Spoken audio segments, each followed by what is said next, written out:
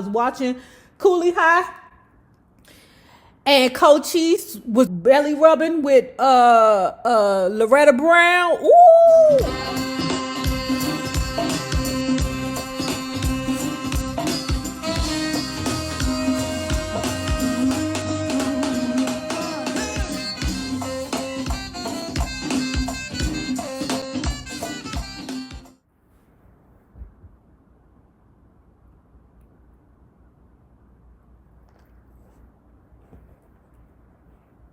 Wells and Griffin were invited to a party that all their recording business friends were attending. Wells didn't go, but Griffin did, and her friends told her later that Griffin had had sex with a prostitute at the party. Ooh, the shame. Oh, you ninjas don't get it. Sometimes it's not about the actual cheating, it's about the shame for the woman. That is unbearable. We might can get over the fact that you stuck your pickle in another woman, especially if we ain't acting right. But having somebody to come to you and tell you that your husband screwed a prostitute, I got really, really hurt, sad, and enraged because it was embarrassing to me in front of all my friends, Mary said. Making it doubly hurtful was that the young Wells felt that she didn't know anything about sex or lovemaking at the time. She confronted Griffin, who denied it ever happened, but too many of Wells' friends had told her it actually had occurred. Griffin tried to keep the marriage going, but was unable to soothe his young bride. I couldn't make love anymore, Wells said. I was still a kid and would lose nights saying, "Leave me alone." I was really hurt and would yell at him and cry a lot and be upset. Everything was completely gone. Herman kept trying to make up with my heart, but I could never get back to him, and I thank God for the records I had at the time. She replaced Griffin as her band leader with another Motown staff musician, and her records required her to spend lots of time out on tour. Meanwhile, Griffin was regretting his extramarital fling.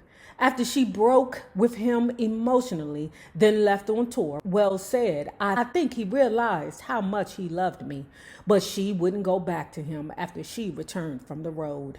I couldn't stay there with him, and he wouldn't leave, so I left. I went back to my mother's. Her friends told her he was losing his mind because she left him, but she said, I just couldn't go back to him because I was too hurt. She never lived with Griffin again and soon filed for divorce. Child, once it's done, it is frigging done. On May 22nd, 1963, Wayne County Circuit Court Judge James Montante granted Mary the divorce she wanted.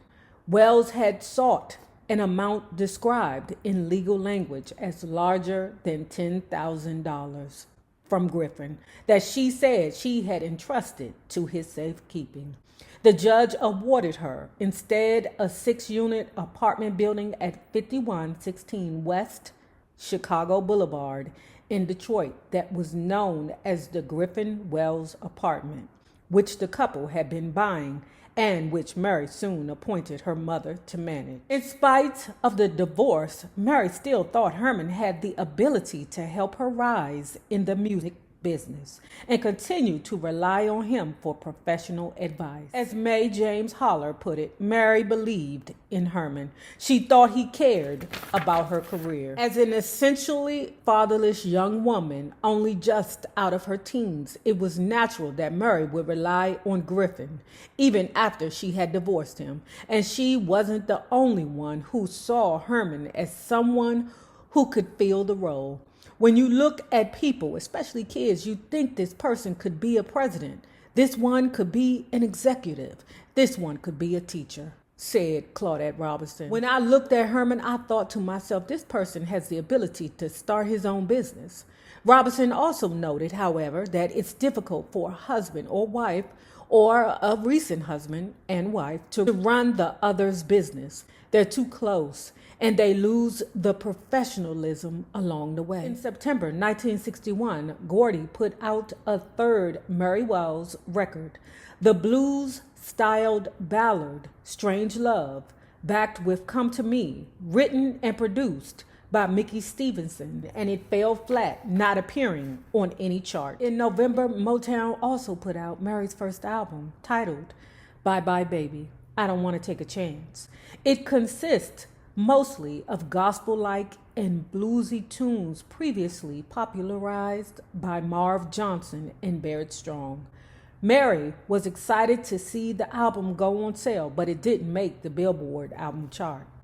The major reason for these failures was that the music business was changing. Mary's competition had become much more formidable. Girls and women have been singing in groups since the dawn of time, and the Andrews Sisters and McGuire Sisters were very popular in the United States in the 1940s and 1950s. But after the spectacular rise of the Shirelles, the freaky deaky Shirelles, every record producer in America suddenly wanted 1, 2, or 3 girl groups. A number of the groups, including the Shirelles, the Blossoms, the Dixie Cups, and the Exciters, consisted entirely of black women, while some were mixed and others consisted entirely of white women. This either wasn't clear or didn't matter to fans of the earliest groups, who were familiar with them mostly through radio or record play. In comparison to these new arrivals, Mary was a soloist and sang more like the mature bluesy soul singers who had preceded her. The girl groups didn't do blues. They sang innocent, vulnerable, adolescent lyrics, as in Chapel of Love by the Dixie Cups and Leader of the Pack by the Shangri-Las, over a high production, harmony, heavy vocal and instrumental background best exemplified by Spector's Wall of Sound. Leave that nigga out of leave that nigga out of this. Mary and Gordy reacted to the craze. Mary's next single, The One Who Really Loves You, backed with I'm Gonna Stay, issued in February 1962, was a spectacular success. It rose to number 2 on the Billboard R&B chart, number 4 on the Cashbox pop chart, and number 8 on the Billboard pop charts.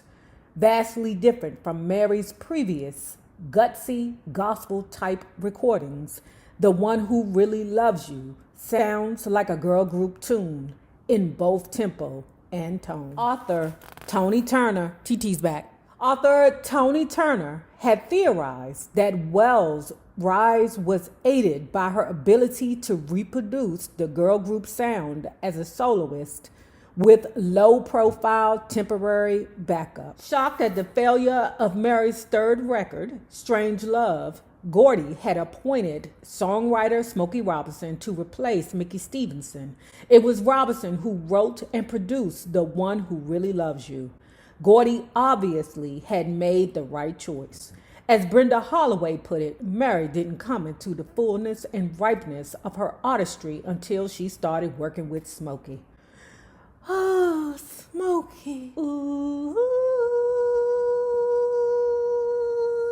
baby, baby. I fell in love with Smokey, y'all. I'm telling y'all, I was watching Cooley High, and Cochise was belly rubbing with Loretta Brown. Ooh, I did you wrong. While Gordy and Stevenson had encouraged Wells to belt out her first 3 songs in a lowdown blues and gospel style, Robinson, partly in reaction to the girl group phenomenon, recognized Mary's true artistic asset, the girlish, sensuous, and vulnerable quality of her voice. Stevenson noted years later that when Smokey was producing Mary's song, Mary had an innocent sound, almost a childlike innocence. Mary's records, despite her innocent voice, sounded as though they were made by a knowing, worldly veteran of love. Sound like a fast-tailed little girl to me. In fact, from that time forward, Mary became my pet project, Robinson said. He liked writing for her voice and experimenting with her sound. Mae James Holler said the word among Motown producers was that it was simple to work with Mary. She would hear a song one time and then she could record it. They didn't have to take the time to tell her, hit this note and this note.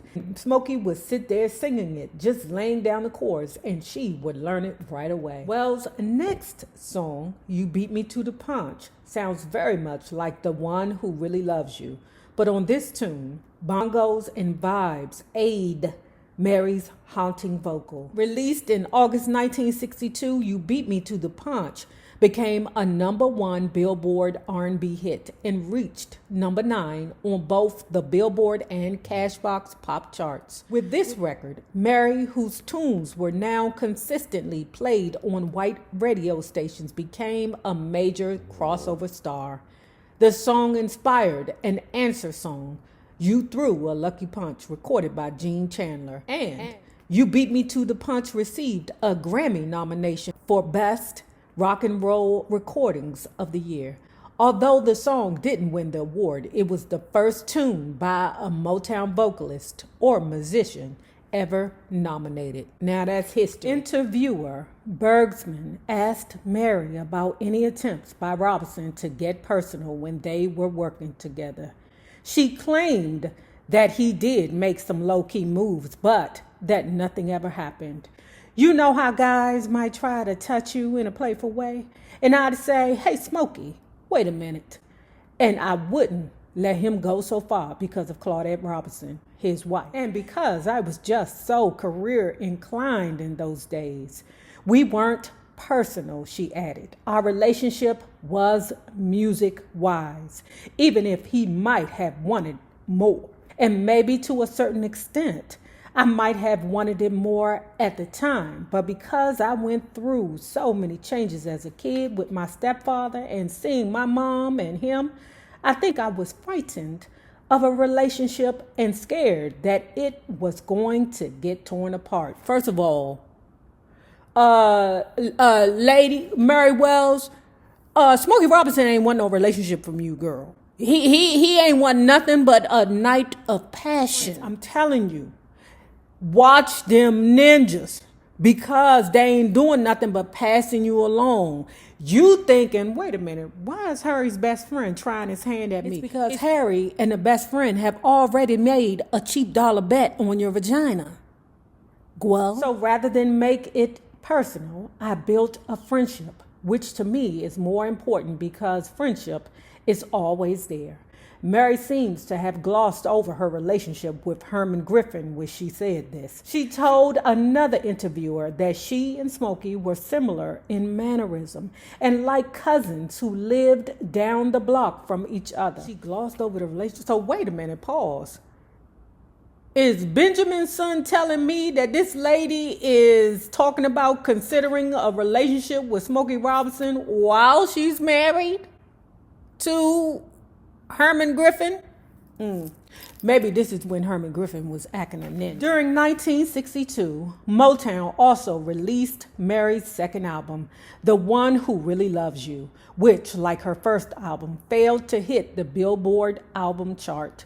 However, in 1963, Mary's third album, Two Lovers, and Other Great Hits, rose to number 49 on the Billboard album chart, illustrating the ups and downs of the album business. In the same year, Motown released Mary's fourth album, recorded live on stage, and it failed to chart. The departure of the first Motown review from Motown headquarters in 1962 was hardly promising.